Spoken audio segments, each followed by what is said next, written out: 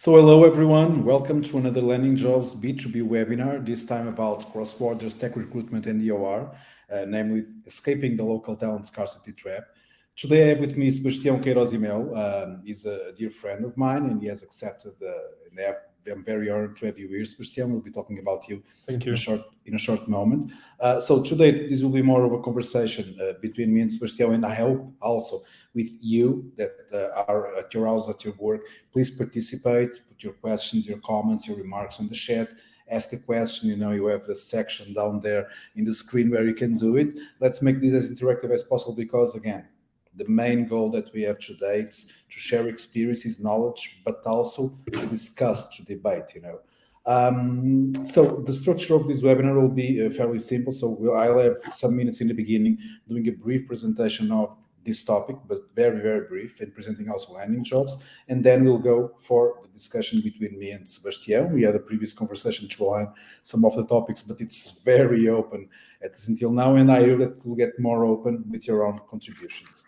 But first and foremost, I'm Pedro Moura. I'm Chief Growth Officer of Landing.Jobs, for the ones that do not know me. And Sebastião, can you present yourself? Sure. I'm founder and CEO of Skyline Digital. We are basically, our long-term goal is to become the first self-custodial Web3 bank, helping Web3 businesses, high net worth individuals, processing crypto to fiat transactions. Also involves a lot like with the EOR companies like Landing.Jobs on empowering them to bridge both worlds, the blockchain space and the Web2 space. But it's, I would say, rather important to say that you have also a vast experience in EOR and tech recruitment from the past, right? That's correct. That hence my relationship with Landing.Jobs as well. So I am the founder of Soft Landing, which is now part of the Landing.Jobs group as well. So. Yeah. So everyone in the family.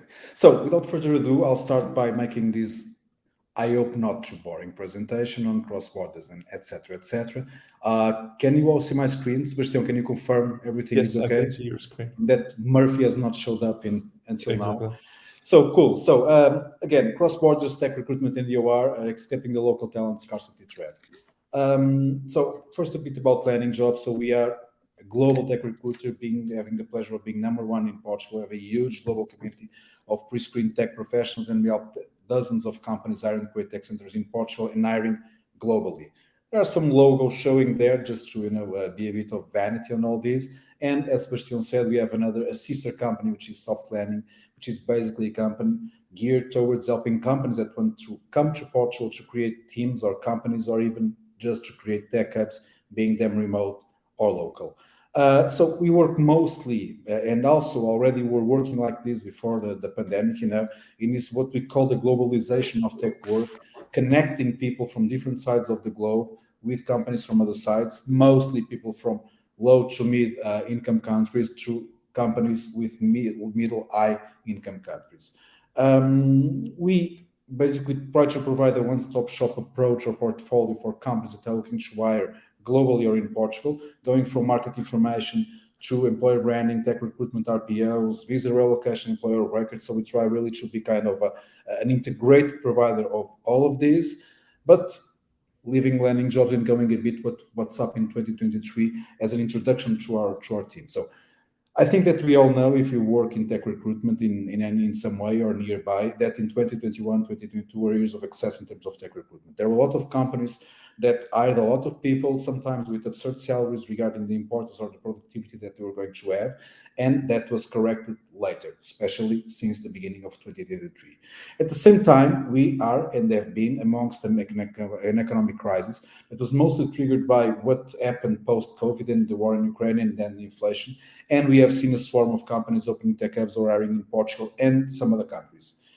Because again, as I've said, the globalization of tech work continues to rise, not just in companies opening tech hubs in other countries, but also in terms of remote work, cross borders, and relocation. These global flows are increasing, and they are increasing because of one reason: imbalances in terms of demand and offer in the market. Because I think that most of the companies nowadays say that local IT talent shortage is growing; it's not diminishing.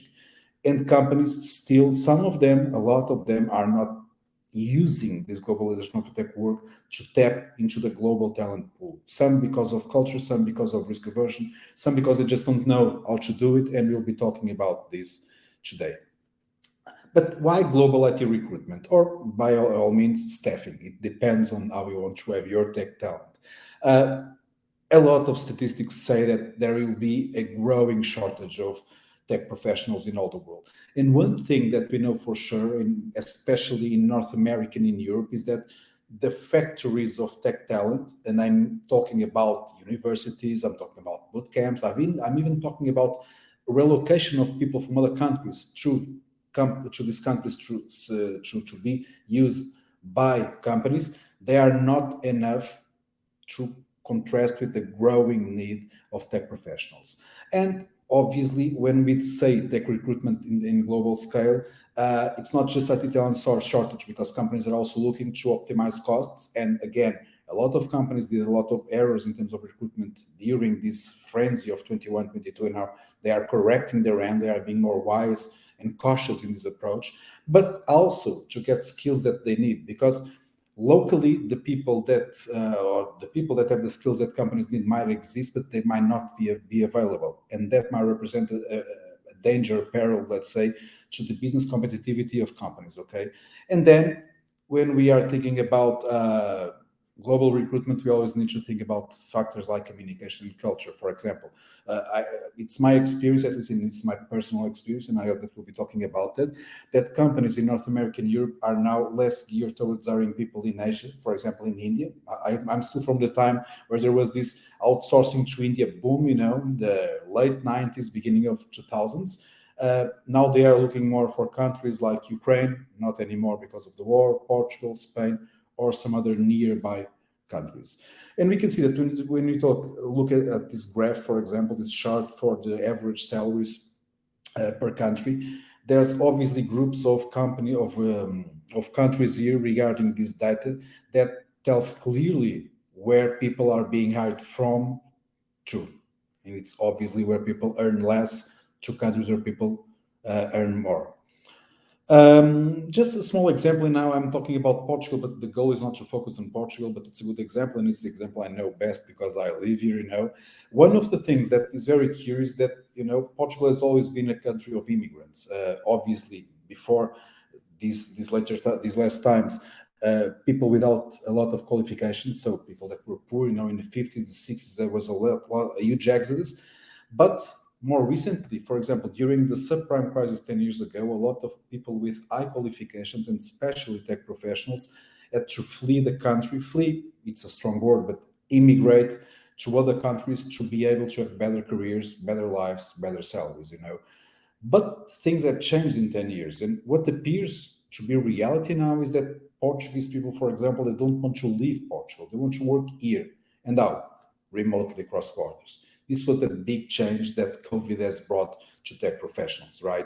So, and what we saw in Portugal, for example, it was a country that had not a lot, but very few people working remotely across borders. Suddenly, in 2022, they had 18.6% of all the tech professionals in Portugal were working in this matter for companies in other countries. And it has increased, to 2023, it was 22.6. We have this data from our own reports. So this is a growing trend. This of tech talent in countries where the salaries are lower, starting to work more for companies in countries where the salary is higher. So we see, for example, this list of countries here. We have US, UK, Germany, Netherlands, Switzerland. So these are the top 5 in 2023. Obviously, countries that, if you remember the chart 2 minutes ago, they were on the top of the highest paying in average countries in the world. So what we are seeing is there is a huge demand from tech professionals in countries such as Portugal, Spain, and some others, from companies in countries like the US, etc. Obviously, this poses a huge problem for Portuguese companies, but this is the globalization of tech work, so we need to embrace it. We can't close countries anymore. And we can see, for example, in Portugal again, what's the main reason, or one of the main reasons, for people to consider more and more working remotely across borders. And the salary difference from people working for a local company and people working for a company remotely across borders, it's 60% in terms of the gross annual salary. It's a lot. But this isn't the only reason why tech professionals are working more and more for companies abroad, across remotely. It has to do with better work-life balance, which is when we ask tech professionals what's their reasons for working remotely cross borders, it's the first one, in the top three. It's better work-life balance, followed closely by better salaries. And this is very important because one of the things, and again, I'm from Portugal, is that there's still a lot of people, tech professionals, working for companies that do not have a good work culture. They're very close, focused on the internal market, not to the international market, doing probably things that are not very interesting. So these people are also looking for challenge. They are looking to work in better companies with better cultures, with better challenges. It's not only the salary, even though obviously it's a huge part. It's also some of the things like better work-life balance and working for international companies. One of the things that we're going to discuss is the need to have data for companies to define strategies of where they are going to hire people. This is just a small example, I'm not going to go over this, of the kind of information that you should try to gather if you are a company considering this, to make decisions on where will I hire people and what should be my strategy. For example, it's the valuation of the average salary per tech professional in Portugal and its evolution. So we can see this spike from 21 to 22. This was post-COVID, and it was the hiring cross borders that existed, that brought salaries up. You can then start drilling down for experience, for example, in non-management and management roles, non-management developers, management, tech management, and going until, for example, a level of detail where you can really drill down to this, which is job roles versus experience levels, okay? And seeing what's the average gross annual salary, the variation from last year, and do your own math, do your business plan, define your strategy. Not going over this, all this data is in a report that we're going to share the link with you today. But ending my presentation, which again, I hope it's being at least mildly useful for you and to start a conversation. The things that we always advise companies that come to us with these, okay, I want to consider hiring people, recruiting people across borders. The first thing is define your needs and goals, not just, yeah, let's go, let's try it. No, you should face it seriously, and really understand from your needs, what are your goals? Because only then you can start to answer other questions. Like, for example, what's your geographic time zone strategy? This also has to do with the way your company is organized. Do you support, for example, distributed teams working in different time zones? Do you need synchronicity all around? So lots of things, not only regarding recruitment, but then what will you recruit for are needed to discuss, and define. Do you have, for example, a local IT market knowledge? Local as in the countries that you are considering recruiting from? You should have the average salaries. You should understand the culture of the persons. You should understand if they are more risk averse, less risk averse, because that has huge influence in the whole recruitment and also work process. And then individuals or teams. Are you looking to hire individual contributors to staff or extend your teams, your current teams, or looking, for example, to create teams in other countries that have kind of a semi-local approach? Then we're talking about remote work across borders, or also possibility, of course, relocation, or both. First remote work and then relocation. Are you talking about permanent employees, contractors, or even IT staffing? What is the mix, that you consider usually in your company? And for this step, which might be completely new or not, what is the mode? Because we're talking about different things here. In the end, it's people working, yes, but the recruitment, the work management is different, as you obviously know.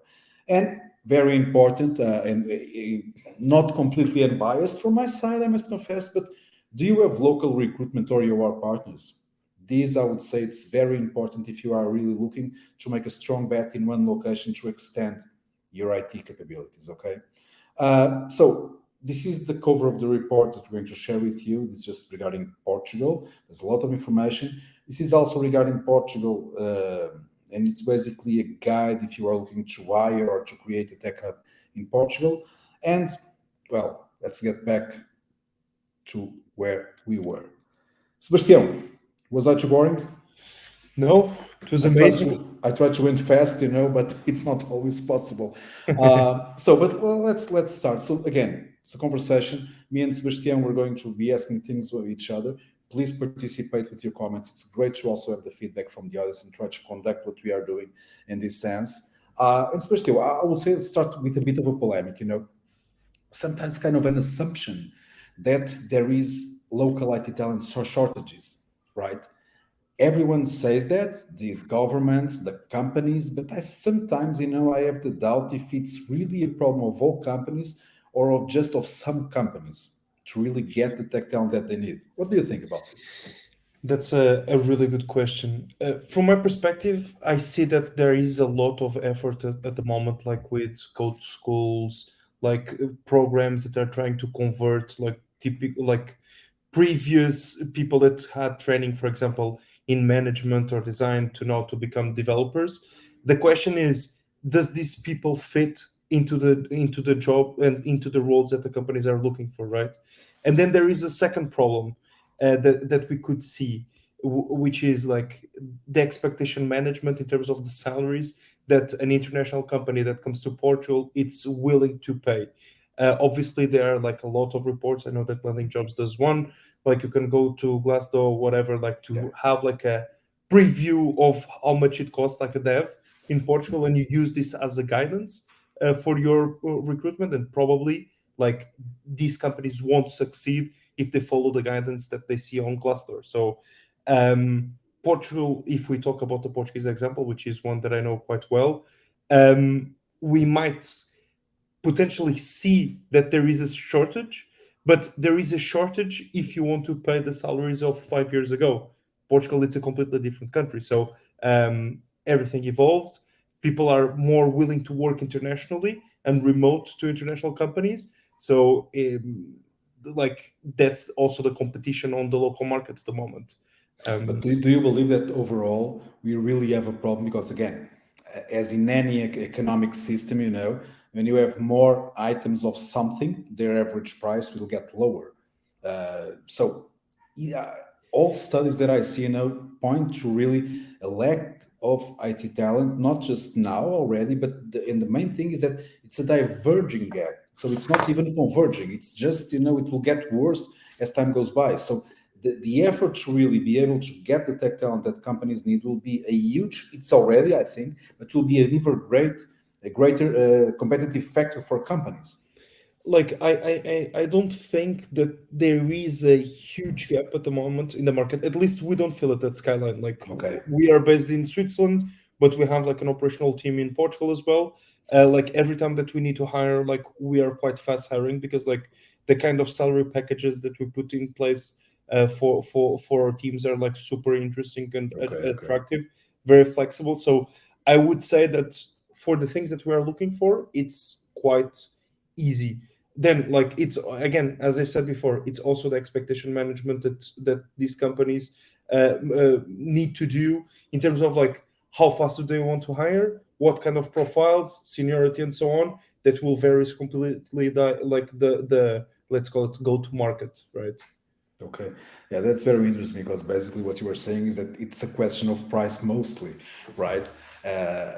And obviously companies have a different salary policies, and I think that as companies get bigger and bigger, probably there's also more waste, let's say, more attrition between the persons and the product that they can get, and that might make the salary reduction part one of the goals of the company when probably it should be the opposite. Right. For example, one thing that we notice, it's like in Portugal, like a lot of people they don't know how much do they earn per year, mainly like in gross annual salary. Yeah. And like this is like also like a cultural problem between Portugal and like for example Germany or Switzerland. And the fact that you don't understand how much you earn gross per year, sometimes it creates some barriers in terms of like accepting like job offers and moving like to a new company or to accept like something different. And like it's sometimes it feels that it's a little bit the fact that the people don't know that creates a lot of like even opportunities, for example, for recruit for consulting companies, like to try to engage with talents that they are like good people that are working for these kind of consulting companies, but they don't want them to leave. So they like increase a little bit, one perk here, one perk there, and then like this talent are basically blocked in projects that are not that interesting and could be working like for like other kinds of companies and startups and whatever. True, true. Know that reality very well. I work for a lot of companies in the consulting corporate world, so it's exactly that, like that. And I think that in a lot of countries, in Portugal included, a lot of people are still a bit stuck in those Yeah. realities. But Yeah. the interesting thing about values is that obviously, well, let's go back a bit to 2021 and 2022. There was this frenzy, at least from a lot, not all companies, of course, but most companies that had access to easy money or to cheap money, let's say, Mhm. they went in I would say, an hiring binge. They just Yeah. wouldn't stop. And the salaries that they paid were sometimes so high that people were just jumping from company to company, and it created a false, let's say, a false phenomenon of a market having people available. There were people Yeah. available mostly because there were so many people, going Yeah. from one side to the other, increasing plus 10K, 20K in the new job, and then 3 months later they were just out of that to the other one. Why do you think? And it's something that troubles a bit my mind, because after the full impact of the pandemic, companies seem to be completely eager, and the money, I don't know, was it the money that was cheap yet? So companies did that. It was kind of a do or die I approach think it to the market. it was a little bit a desperate move in some senses, because like you have like this hiring spree, right, as you were just saying, and then you started 2022, mid 2022, hiring freezes, Yeah, layoffs, layoffs. everything. Like, so in the end, like most people, like they are just going after the money. That was that, like some people were going after the money. Others, like they were committed to the vision and to the long-term opportunities that the company was providing. But to be honest, like if I was a company that was trying to hire someone, and if a person would come to us like just because we pay 10 or 20K more, and this person recently moved jobs, like it wouldn't be someone that I wanted on my team long term, because like as soon as somebody come and offer like something more, they will leave. So Mercenary approach, yeah. right? Yeah, but the thing is, sometimes people get away with murder in that sense, and they are able to really escape. But I know a lot of people that were earning high wages, and that the expectations that they created were so high that now they're kind of stuck, in And that. actually there was something cool that I noticed during the pandemic, and still this is happening because of remote work. Like people having two jobs. Like I have friends developers that they have their full-time job, and then they have like a, let's say, a part-time, that this part-time pays as much as their main job. So like this is still an option that a lot of people are doing to improve their lifestyles and like their quality of living and so on. And maybe some of those persons don't work more than 8 hours a day, because again, No, for when sure you not. are when you are in remote, if you are productive, at least at the eyes of your employer, there's Yeah. no time management. Yeah. That's interesting. So, but let's start talking a bit more about this global perspective, because Yeah. again, remembering the title of this webinar is really cross-border tech recruitment, mostly. What do you think of the changes, to IT work, because it's about IT work, development work, technological work, brought by the standardization of remote work during and after the pandemic? Because I think that was the main trigger to what we are talking about nowadays, to what we have been seeing in the last 2 years at least. Do you think that there is really a revolution that happened because of remote work in the whole IT world, or is it something that just pulled the system a bit to one side, but then it will return to the equilibrium state or something like that? I think the pandemic brought us something really cool. Like the remote work allow us like to work from anywhere, right? But before like before the pandemic, we noticed that for example in Portugal, we would hire a lot of people, for example from Brazil. We hired a lot of people potentially from India or like Pakistan, whatever, sometimes sorry, Eastern Eastern Europe. Europe, yeah. Exactly. And with the pandemic, even with these approaches that already existed before the pandemic, we saw like the talent more available to relocate. That was something that I don't know what happened, but maybe because people were tired of being stuck in like big cities, and they wanted like something more easy Yeah. and friendly to live. So there was like a big influx of talent for that decided like, okay, let's relocate to other countries. Being Portugal one of them. And from my perspective, they continue to become remote workers, but most likely like remote workers instead of being in Brazil, being remote workers in Portugal for Portuguese companies. So that was also something that we did a But that, lot for of. example, that's interesting because that compares with what I have just shown in the presentation about Portuguese don't wanting to leave the country. They don't want. Yeah. If they can, they will just remote work to somewhere else, obviously getting a better wage than the local ones, Yeah. but enjoying what they have in Portugal, namely the social context, the familial context, well, the good beer and wine and weather that we have. But I think that you are mentioning more people that are in countries that have more problems, like again, Brazil, for example, in the big cities mostly. I know a lot from Nigeria also. So there are some reasons, usually regarding societal problems based on safety and security. Those are looking to relocate. But I also look at a lot of Portuguese and Spanish people, for example, that no. So we are Yeah. talking about different clusters here, right? We like when we were doing soft landing, like Lisbon Tech Guide at the time, we start noticing like an interesting movement, which was like Portuguese people relocating to Spain to work for Portuguese companies remotely. And the reason it's simple, like tax advantages, right? Yeah. Because like as soon as you reach out like a certain level, like Portugal for Portuguese become a little bit expensive.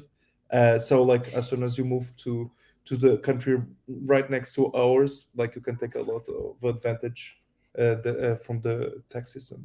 Yeah, but let's focus a bit more. We'll get your Mhm. relocation later. Let's focus a bit more on the remote.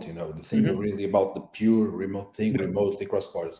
What do you think? And I think that we should consider more companies again in Northern America, Europe, mostly. Uh, what do you see as the big advantages, of really going for a global recruitment attitude, Like especially considering remote work across borders? that's the first obvious answer. It's like cost, right? You go to Silicon Valley, like a early Oh stage yeah. startup, an early stage startup, like with just an idea, they raise like $1 million just like that. It's one person, $1 million, and that's it. Obviously, if they want to start scale and start to hiring locally, they will need like 300, 400, 500K a year in salary because they need to compete with the big companies like Google, Meta, whatever. And obviously like it doesn't work, right? Like an early stage startup just hiring a software engineering in Silicon Valley while they can hire like three or four in Portugal or Spain or like any other country that it's not the US.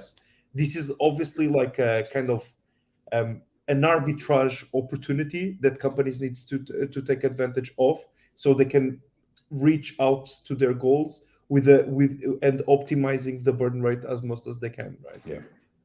So like I have one company in the past that we work with that what they did for their fundraising strategy and was quite cool was they prepared their fundraising plan taking in consideration they were Silicon Valley based, but they did a budget for the company for like 2 years, uh, Mhm. counting like with the staff with the salaries of Silicon Valley, and then they build up a hub in Zurich, which actually it was cheaper than Silicon Valley, and then a hub in Portugal. So they had like part of the management team in San Francisco, part of the other part of the team in Zurich, and the operational part in more like day-to-day operations developers working for Portugal in Portugal and taking advantage of like all of this arbitrage in terms Yeah. of cost, so they could like be more sustainable.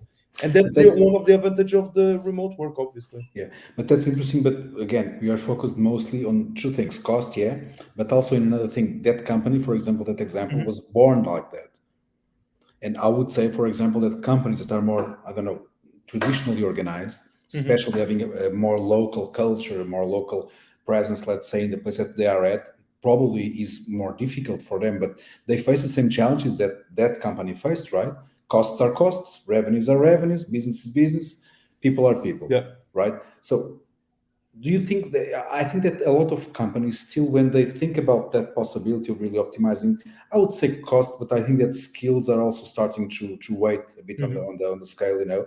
But when they weight that possibility, doing that, or the opportunity cost of not doing it, even though it seems like apparently and theoretically interesting, do you think that these companies are really doing the right decisions? And obviously, each case is a case, but I think that there is a lot of risk aversion and fear of the unknown when decisions of, no, I'm not going to do that. Let me stay here.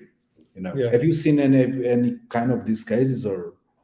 Like obviously, like bigger companies, for example, the typical ones in Portugal, like the big ones, they have more resist. They resist on doing and allowing like having like people. It's not having people remote. It's like not having people. They allow remote, but only they allow remote in Portugal. I understand that there are a lot of regulations in some areas that probably block them in terms of like hiring externally. Uh, Plus, time zone differences could be like a problem in some sense, and also like how do they manage this remote team without having like a local presence, right? This part of having a local presence, I think, it's a key success factor for most of this business. And when I say local presence, does that mean that this company needs to have like an entity incorporated Yeah. in this country? It's like having an agent, a EOR company that can really like take care of this person for you and make sure that like everything that you do, it's complying with the local legislation, that these people, it's being taken care and so on. Yeah, but sometimes, for example, and I'll be sincere and I confess that I know of some cases of some companies that have said, yeah, but then I'll have to be talking every time in English, you know. And when I hear that, again, I am dumbstruck, you know, by this mentality, you know, because it's really okay. You are small in your mind, and you'll be small until Yeah. the end of your company's life. But the thing is, this is just one thing. But then there are other things, like you mentioned some, the time zone differences, the culture, I would say, because again, okay, we are all European, for example. A German and a Portuguese and a Polish and an Irish and a Greek are different in terms of the work ethic that they have. For example, it's not just the communication, again, who has better English, not so much English, but it's also a question of you need to be able to really support different cultures. And again, it might be cultures that have more in similar than different. And when you start factoring for African people, people from Latin America, people from Asia and Eastern Europe, I really believe that a lot of companies, they might even have the let's say the emotional building Yeah. that would allow us to do it, but I think that they are afraid of the Like disruption that that might bring to the and business, to the teams. and when you reach out a level of dispersion as you just described, having people in Brazil, in the US, in Portugal, Africa, and Asia, like completely all over the place, it's not only like a, a question of like currencies and payments and That's local. also, we'll It's go over that. it's like it's like also like in terms of how the company can work, and like what is the working methodology that that the company will want to implement, right? For example, GitLab, they had like a kind of a system that allows the development team, they were fully remote, and allowed the development team to work like almost 24/7. They only had like almost daily stand-ups on Slack. That was it. And like they had like a kind of a accountability system that worked. And sometimes you were collaborating on a task with somebody that was like 8 hours difference from you. But like this kind of evolution, it's ultra difficult to achieve, mainly if you are like already like an established organization. Having like just people hanging around, it's like it's difficult. It's not impossible, but it's difficult Yeah, to it's do that. I call it the cultural and organizational lineage. Yeah. But you mentioned something which is also very relevant. Is again, I would call it the administrative and payroll problem, because Mhm. we are not in a global government world, right? So there's a lot of different taxation systems, work systems in different countries, and unless you really are able to just get independent contractors, which Mhm. usually it's a less complicated, but still has some complications there. If you go for people that want to have a work contract to be paid on their local country, to discount your social security, etc., then problems arise, right? Because you are not going, you as a company, to open a company, a legal entity in each country that you're going to hire people. Of course, if you are building a team in one country, that might be a possibility. But this is another one of the things that the pandemic brought is was the incredibly speedy rise of employer of record companies, like Yeah. Deal and Remote and you yourself, uh, how did you see this? Because you were there, right? We're also there, but you were more inside the Yeah. phenomenon. How did you see this? This was really a response to a need that companies already had before the pandemic, or was it something that showed up during the pandemic? This need for someone to process the payroll and to have the responsibility for the work contracts, for the compliance, for the salary payment, etc., etc. Yeah, like it was a need that was already here.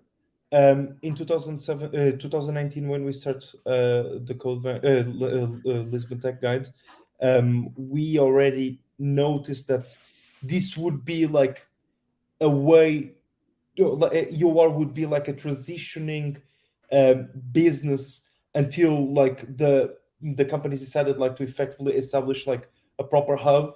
It would be like a very nice way to try it out a market, see if it fits their needs in terms of culture, in terms of like Mhm. processes, people, etc., etc. But obviously, when COVID came and we noticed, okay, now we could hire anywhere, like everybody's home. Doesn't matter if you are next to me in Munich or in Lisbon or Yeah. in London. Like, let's just try to hire the best, and then we'll solve the bureaucracy part. Like, obviously, this was like for the Euro business, like the COVID accelerated exponentially the growth of your companies. Yes. Suddenly we're Um, unicorns all around from yeah, your yeah, yeah, company. yeah, It's yeah. crazy. Yeah, and for us at the time, it was massive because like it wasn't only the ones that wanted to come to, or the companies that wanted to hire in Portugal, because at the time the cost difference, the gap in terms of cost, it was much higher Yeah. than it is today. But in the end, it was also like the companies that decided, okay, so we want to have a local presence. We won't going to have a local presence just now, but we are going to send people that we already hired, that we already have on our payroll, to Portugal to explore that market.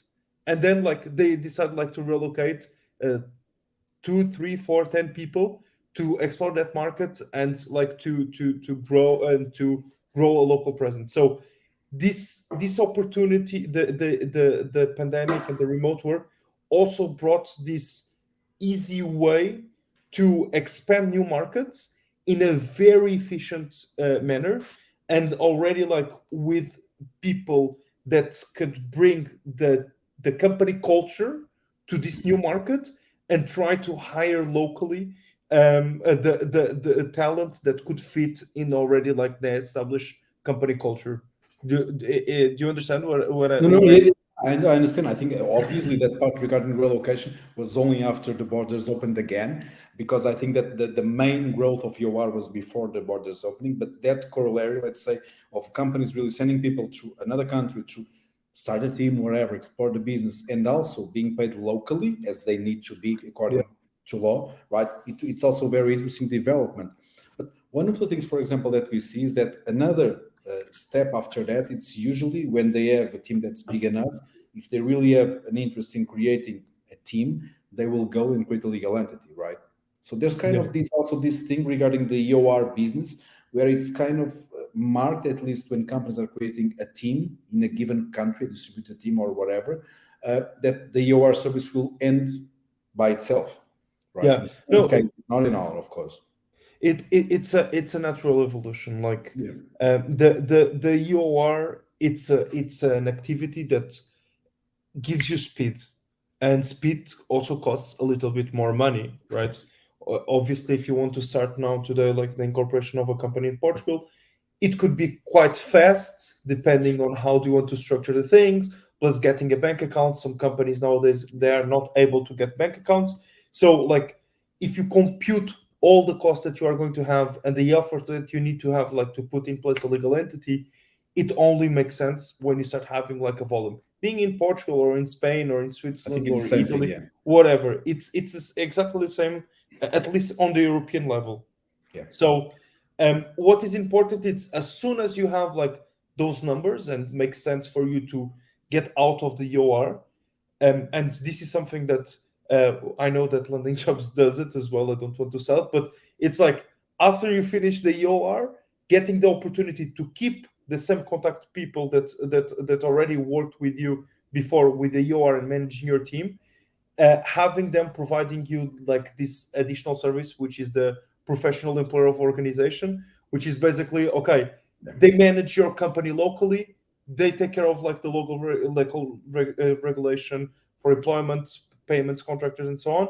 And you just need like to take care of like the daily operations. And this is very valuable for a business that Germans they don't, or Americans they don't understand that in Portugal we pay 14 months. It's completely different. 14 salaries per year, 20 employees. So this is something that without local knowledge you cannot do it by yourself. Yeah, and it will be more expensive and more risk prone, right? Yeah, exactly. One other thing that it's very interesting, it's the rise, I think, and that's kind of a trend of the independent contractors, right? Which is something that is happening. But the thing that I'm also seeing is the appearance of a new kind of service, which is called, at least that's what we use, the agency of record, which basically caters to a company that has a lot of contractors but doesn't want to manage them all. So let's imagine, for example, a company that has 10 to 100 contractors has to deal with 10 to 100 new suppliers. And the AOR comes and basically what it does, first of all, is aggregating those, right? Yeah, I'm not even talking about recruiting or staffing these independent contractors. And the second thing is something that usually the contractors work contract don't have, which is the, let's say, the risk management in terms of having professional insurance for intellectual property, for misconducts, for hazards, that would basically allow a contractor to be kind of as blinded in terms of the assurance that it must give to the company as an employer. yeah, Again, you have seen disappear. I'm seeing disappear more and more, and it's interesting and more. At least to my knowledge, in the American market, because I think that the culture in North America is more prone to this kind of work relations. In Europe, I think we are more traditional regarding that. But it's something that a lot more professionals. This is growing, for example, in Portugal, and people that are working abroad, uh, and it's working in a lot of places. There are some countries, like for example, Nigeria, Eastern Europe, most countries in Eastern Europe, like Poland and even Ukraine, that this was a tradition, working as a contractor, not as an employer, because it yeah. was more tax efficient for them. But then you wouldn't have the approach of reducing the risk that work might bring to the company. And I can tell you that in the use cases that you just mentioned, and with the rise of kind of AOR companies, there are a third use case that I feel it's important to address, which is for Web3 businesses, Okay. because like we see more and more that like maybe some of the audience doesn't it's not familiar with the concept of a Go DAO, deep, go deep, man. which is a decentralized autonomous Yeah. organization that's it's basically a fully decentralized organization where the governance it's on the it's done by the community, the holders of the token of this community that decide how what is the future of the project, etc., etc. And usually these DAOs they have core contributors, and obviously a DAO in most of the cases they don't have a legal entity that represents, because like it's having a legal entity it's like um it's like a central point, and having central points it's against the principle of decentralization. But the fact is most of these DAOs and contributors, mainly if you are in Europe, you need to legally work for somebody, right? And like from because of taxes, because of like a lot of things, Work law, yeah. work law in general. So like also like the uprise of AOR companies and companies that are only focused on contractors, it's also like due to this factor of the Web3 businesses that are more and more focused on Okay. and that want to work with contractors, with people from all around the world, and they just need like kind of a counterparty to invoice their revenues in of the year. This is not like a kind of a scheme or whatever. No, it's like it's how the ecosystem it's built and how was the ecosystem it's designed, and like the work law needs to adapt also like to support this kind of Yeah. organizations, and that's why like we are here Skyline, we work But with people like that. in a way, I would say that an independent contractor is a first step towards decentralization because they tend to try to operate globally without as less restraints as possible in all matters. A lot of them also go nomad and do the things like that. But basically, what they want is a bigger control over their own, in this case, money, work, whatever, right? Life, So their life, life, yeah, yeah. like So it's freedom. yes, not everyone is able to enjoy that Yeah. freedom, but obviously, I think that there's a growing trend. At least we are seeing that in people wanting to be independent contractors, but again, not having the tools that allow them to access the opportunities that exist. As you were saying, like for example, DAOs or others. Yeah. But let's get a bit back to the recruitment part, and we are walking towards the end. We are 14 minutes from the end, so let's try to speed a bit here. So let's go into a bit of advices. I think that, and I hope that the audience at Zero, it's mostly companies that are looking to understand a bit more about this. Which advices would you give? Let's you give one, I give one. Which advice would you give to a company looking to hire, recruit individual IT contributors, or even, for example, creating distributed teams in another country? Again, always in the cross borders part, being remote work or being relocation. To be honest, and this is something that comes from my previous experience as a EOR company. It's like global providers like Deal, they are quite good because they have like a presence worldwide. But it seems that in most cases it doesn't work as a companies as the clients need to be working, because I believe like in global hiring and global EORs, but they need to have like proper local support.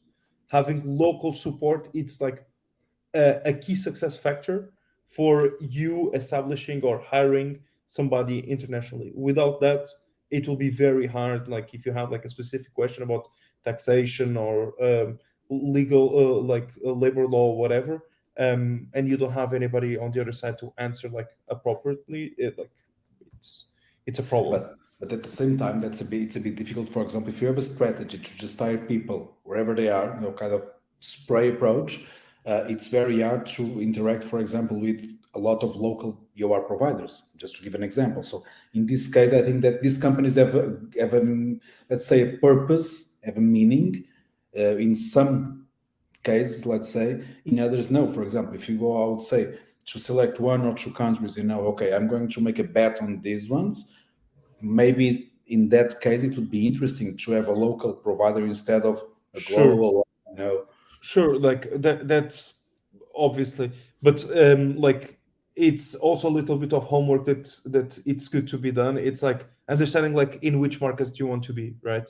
And like based on that, look for global support. I think like for a early stage company, it's very hard like to have people like in every place of the world, because it will be too Yeah. expensive and it's unmanageable. So like starting like with one or two target countries, like more or less on your time zone, like 1 hour more, 1 hour less, like it doesn't matter.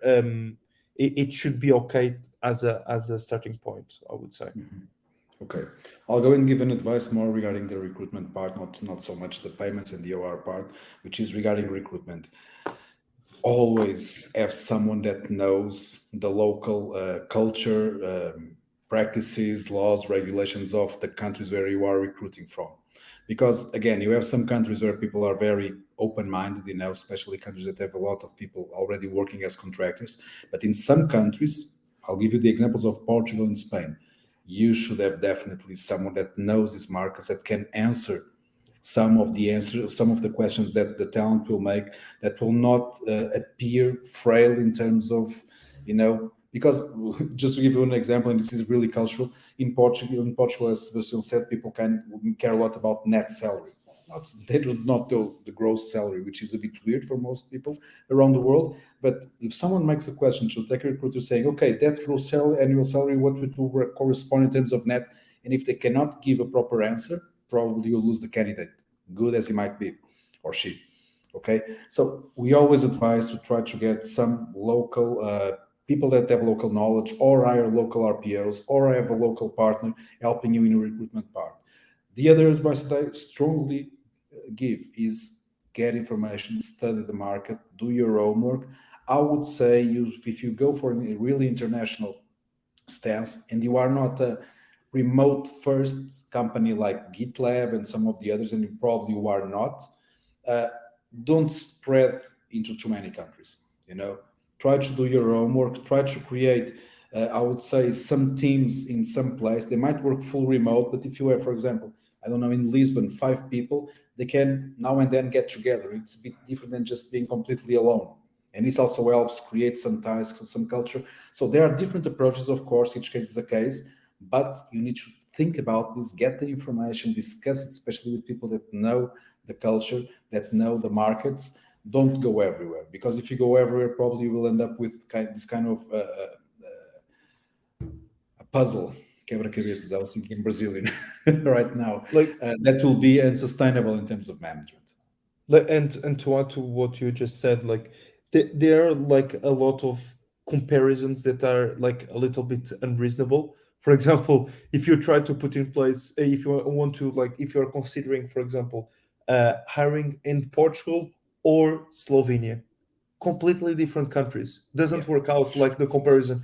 Maybe in Portugal you can hire a person for the next 3-4 years. In Slovenia, probably not. It will be someone that it's going to do a contractor. It will be wants to be a contractor. It's not the same kind of commitment. Probably will be more successful short term in hiring in Slovenia than in Portugal, but long term, and maybe it won't work. It won't be comparable. So it's also fair for you if you want to have you need to also compare markets that are comparable. For example, Portugal, Spain, Italy, and Greece. It's countries that are very comparable in terms of culture and the way that things work. But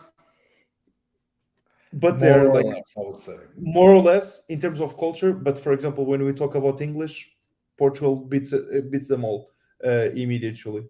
So it's also not making unreasonable comparisons between markets, because this will also affect a lot the growth that you want to hire. Okay. Another advice is, if you hire people for relocation in different countries, try to get them working as soon as possible, remotely, because it's completely different if you hire someone in any country, and only 4 months later, after the visa is ready, the person will fly and relocate to where you are. But it's 4 months of delay. Probably the person, if he's a good tech professional, he would already been hired by some other company. And if you get people working as soon as possible, you'll know their work better, they will know your culture better. It's not in person, of course, it's remote, but it's better than nothing. This is a way not just to secure your hiring, but also to reduce the risk of a bad fit and then a relocation, because it's not something which is light, let's say.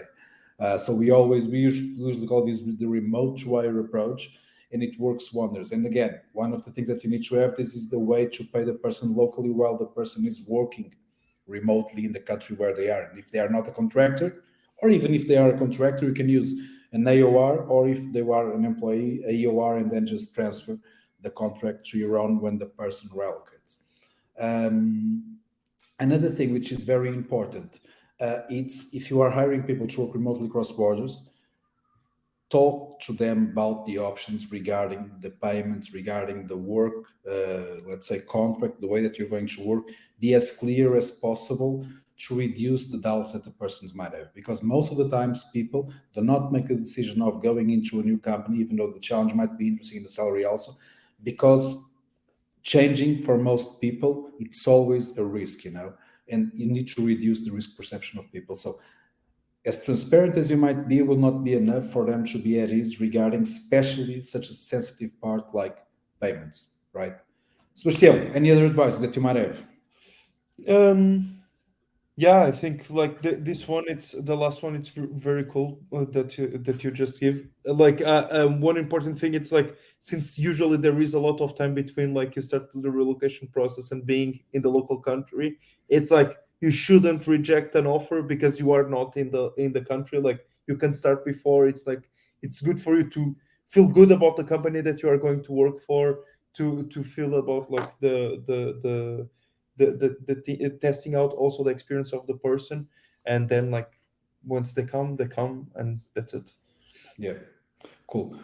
So we have a question. Let me now go to the question. A single one. Come on, people, put more questions. And it's from, I don't know, it's an anonymous person. Do you have any tips to avoid losing the company culture in a remote work setting? Sebastião, you have a remote work setting and you have a company and you have culture, right? So what do you have to say to this? Like it's interesting because like our setup, it's like Switzerland, Portugal, and we have like one person in Argentina. um like the most of the team, it's Portuguese. So like it's easier to get along, but what is difficult, it's like to try to accommodate the priorities of each one on a daily basis, in the sense of like we have our organizational roadmap. We work based on objectives. We don't work based on hours per se. So like putting in place like a kind of accountability system, it's like it's something that it's difficult and not easy to do when you are fully remote. It's something that we are improving and doing it on we're trying to do better like day by day. So yeah, that's one important thing. It's like making sure that you have like a proper accountability and organization system that makes like uh, this to become like the company culture, and like everybody understands like whatever it's like everything that's happening and going on. So yeah, Yeah. transparency is important. Yeah. I was going to talk about this. Well, let me give you my own, tip about the question regarding how to keep culture or to develop a company culture using remote work. I think my stance is a bit old-fashioned because it's something that I already thought before the full remote setup. It was basically to have people treating themselves between each other as adults and professionals, and basically everyone, or trying to put into everyone's mind that it's also their responsibility to really be in a place, in a company, being it remote, being it in an office, that they want to be. So trying to always make people accountable to themselves first, and then obviously to the rest of the team regarding the way that they take care of their work environment, again, remote or not. And this has to do a lot with transparency, as you've said, into being professional in the way that we say, being proactive.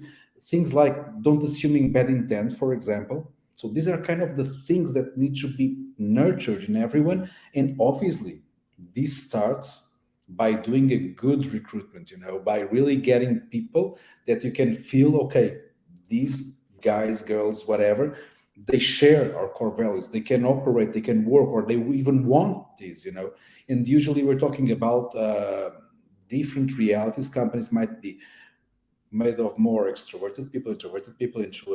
Might be a final product company, might be a services company, whatever. I think that these are kind of generic or general principles that apply to all kinds of organizations, being them remote or not.